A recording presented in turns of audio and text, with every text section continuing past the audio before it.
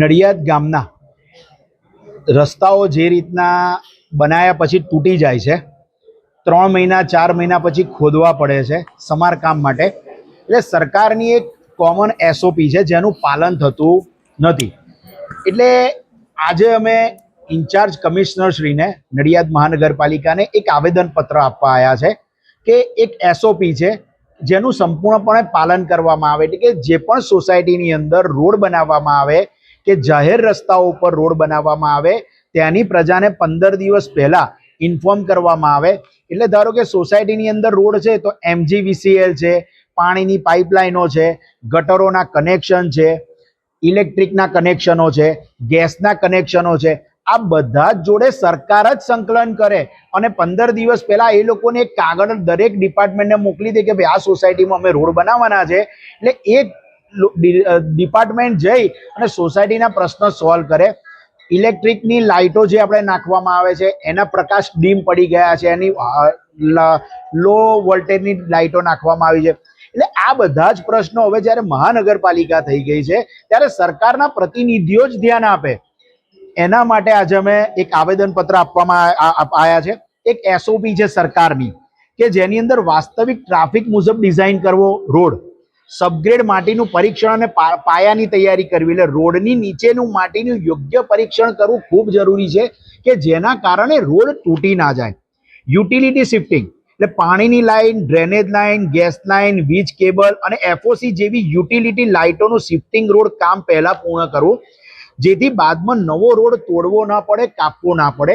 અત્યારે જે નવા રોડો બનાવવામાં આવ્યા છે એની બંનેની 2-2 ફૂટની સાઈડે કાં તો પથ્થર નાખવામાં આવે કાં તો બ્લોક નાખવામાં આવે. એટલે ધારો કે કદાચ કંઈક પણ પ્રશ્નો થાય તો એની અંદર એ બ્લોક કાઢીને કે પથ્થર કાઢીને કામ થઈ શકે ને ફરી પાછા એટલે રોડ તૂટી ના જાય. એટલે ટૂંકમાં સરકાર જે કરોડો રૂપિયા આપે છે એનું સરખી રીતે સંચાલન થવું રોડ લેવલ પર, ગ્રાઉન્ડ લેવલ ઉપર ખૂબ જરૂરી છે, જેની આજે અમે લોકો રજૂઆત કરવા આવ્યા છે. બીજી વસ્તુ કે વોર્ડ નંબર 12 ની અંદર જે સ્ટ્રીટ લાઇટો નાખવામાં આવી છે નાના કુમનાથ રોડ ઉપર, એનો પ્રકાશ ખૂબ ડીમ પડે છે. એ પ્રકાશ 2 સ્ટ્રીટ લાઇટો વચ્ચે અંતર ઘણું છે.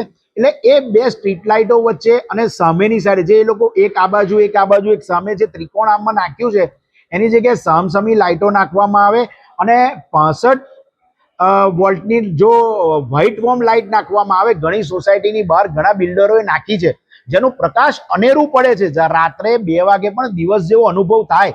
તો મારું વિકાસશીલ નડિયાદ છે તો એની અંદર જો આ એક ઇમ્પ્લિમેશન કરવામાં આવે તો નડિયાદનો આ એક મોટો પ્રશ્ન સોલ્વ થઈ જાય એવો છે. વોર્ડ નંબર 6 ની રજૂઆતો કરવામાં આવી. બીજો એક મહત્વનો મુદ્દો એવો છે કે છેલ્લા 30 વર્ષના શાસનકાળ દરમિયાન કે જે નડિયાદની અંદર પાણી ભરાઈ રહે છે. એટલે ધારો કે સંતરામ મંદિરનો પાછળનો ભાગ એટલે છાગેશ્વર મહાદેવથી BKB રોડ સુધીનો સિવિલ રોડ, શૈશવ હોસ્પિટલ વાળો રોડ, દેસાઈ વગો, રબારીવાડ, પીજ ભાગોળ, હનુમાન દાદા મંદિર પાસેનો વિસ્તાર, મહાગુજરાત સર્કલ પાસેનો વિસ્તાર તેમજ નડિયાદ શહેરના તે તમામ વિસ્તારો કે જ્યાં આજુબાજુ હોસ્પિટલો આવેલી છે અને એ રોડો નડિયાદના મુખ્ય માર્ગો જોડે જોડાય છે કે જ્યાંથી બીજા માર્ગો પર જો પાણી ભરેલું રહે તો લોકોને તકલીફ પડે. ઘણો વિસ્તાર એવો છે કે 3 દિવસ સુધી પાણી ભરાઈ રહે છે જેનાથી ખૂબ તકલીફ પડે. એટલે પ્રશાસનને મારું એવું કહેવું છે કે એસી ઓફિસની અંદર ન બેસી હજુ 1.5 મહિનાની વાર છે. જો રોડ ઉપર પ્રશાસન ઉતરે તો આ પ્રશ્ન પ્રજાનો આ વર્ષે જ ઘણો બધો સોલ્વ થઈ જાય એવો છે. એટલે અમે ન ભાજપની કે ન કોંગ્રેસની, માત્ર ને માત્ર નડિયાદના વિકાસ માટેની આ સંપૂર્ણ રજૂઆતો હતી. વોર્ડ નંબર 6 ની ફતેપુરા ગામની પણ રજૂઆતો અમે લોકોએ આજે કરી છે. એમાં સ્ટ્રીટ લાઇટનો છે, પીવાના પાણીનો પ્રશ્ન છે. બસ આપના માધ્યમથી લોકોને પણ જણાવવું છે કે તમારા કોઈ પણ પ્રકારના પ્રશ્નો હોય અમે અમારો મોબાઈલ નંબર અને WhatsApp નંબર જાહેર કરેલા છે. તમે અમને તમારા પ્રશ્નો જણાવો, અમે તમારા વતી રજૂઆત કરીશું. અમારો રજૂઆતો માત્ર ને માત્ર નડિયાદના વિકાસ હેતુની હશે. અન્યથા અન્ય બાબતને અમારે બીજા કોઈ વિવાદમાં અમારે પડવું નથી અને વિવાદિત રજૂઆતો પણ અમારે કરવાની રહેતી નથી.